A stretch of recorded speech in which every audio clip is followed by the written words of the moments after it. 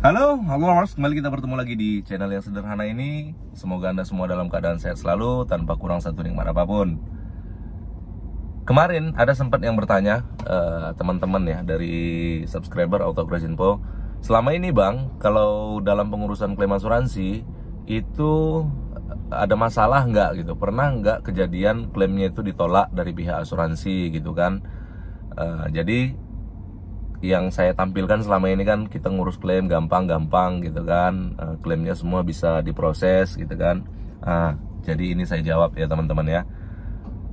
Klaim saat kita sudah punya polis asuransi, kita ingin mengajukan klaim asuransi, itu ada persyaratan, ada kategori-kategori dan ketentuan-ketentuan yang harus kita penuhi. Jadi kalau ketentuan-ketentuan dan syarat-syarat yang tidak memenuhi, contoh dokumen tidak lengkap atau jaminan dalam polis asuransi kendaraan itu tidak sesuai begitu kan dengan apa yang dipertanggungkan, bisa jadi pengajuan klaim teman-teman sekalian ditolak. Oke, jadi selama ini saya dalam hal pengurusan klaim asuransi itu tidak tidak mulus-mulus saja gitu kan, tidak semuanya itu bisa diklaim gitu kan. Ada juga kasus-kasus ya di mana klaim asuransi yang saya urus itu ditolak oleh pihak asuransi gitu kan. Kenapa? Ya karena klaim tersebut tidak memenuhi syarat atau tidak memenuhi ketentuan-ketentuan dalam jaminan polis gitu kan. Nah, ini salah satu contoh klaim yang ditolak oleh pihak asuransi. Ini adalah Daihatsu Sigra tipe M tahun 2021. Jadi kemarin si pengemudi lalai dalam mengemudikan kendaraannya. Jadi kendaraan tergelincir gitu di daerah Sumatera Barat dan menabrak pagar dari rumah warga sehingga mobil ini ringsek di bagian depan.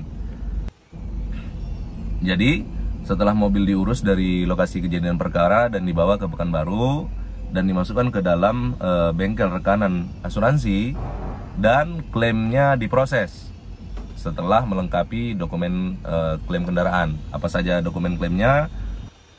Yang pertama itu KTP atas nama polis, SIM, terus STNK kendaraan, dan lanjut lagi itu ada surat laporan kejadian dari pihak Satlantas atau Satuan Lalu Lintas di tempat kejadian perkara. Jadi setelah semuanya lengkap, itu pihak bengkel melakukan estimasi terhadap kendaraan tersebut. Biaya perbaikannya berapa gitu kan yang akan dihabiskan untuk merestorasi ulang atau memperbaiki kendaraan dengan kerusakan seperti ini.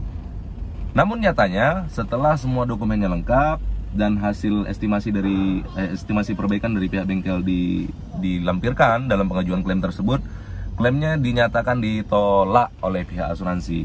Apa alasannya? Tentunya begitu kan teman-teman bertanya. Kenapa mobil sudah hancur, klaimnya malah ditolak gitu kan? Gimana perasaan yang punya mobil? Gimana perasaan orang yang selama ini pegang polis asuransi gitu kan? Kenapa kok mobil kita sudah hancur, tapi malah klaimnya ditolak gitu kan? Nah, jawabannya adalah begini teman-teman. Kendaraan ini, Daihatsu Sigra ini memiliki polis cover polis. Jaminan pada polisnya itu adalah TLO. TLO itu total loss only ya.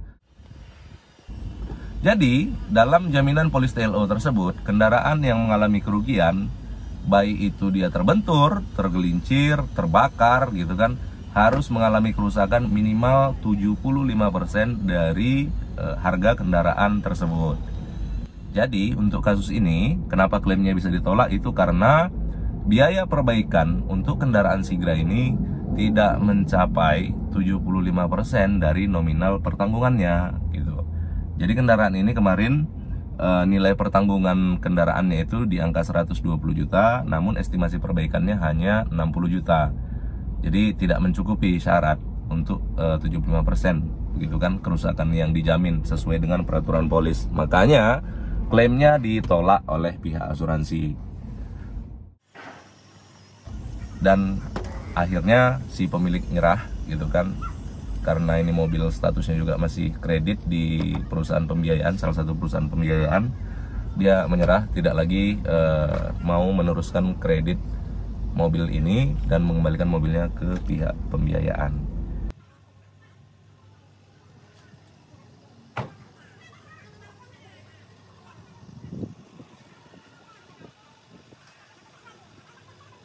Oke teman-teman, itu dia salah satu kasus dan kejadian di mana klaim yang saya urus itu ya ditolak sama pihak asuransi gitu kan, karena dia memang tidak memenuhi persyaratan untuk bisa klaimnya itu diproses. Jadi jangan teman-teman berpikir atau berasumsi bahwa semua klaim yang kita ajukan ke asuransi setelah kita punya polis asuransi itu bisa approve, bisa diterima, bisa disetujui. Oke, sekian video kali ini. Tetap semangat dan jaga kesehatan, hati-hati dalam berlalu lintas. Ya, kalau Anda memiliki polis asuransi kendaraan gitu kan, Anda punya kendaraan dan punya polis asuransi, perhatikan jaminan pada polis asuransi itu komprehensif kah, all risk kah, atau TLO kah? Karena 3 jaminan dalam polis asuransi ini berbeda-beda teman-teman ya. Semoga semua sehat selalu, tetap dilindungi oleh Allah Subhanahu wa taala, hati-hati dalam berkendara. Salam otomotif Indonesia.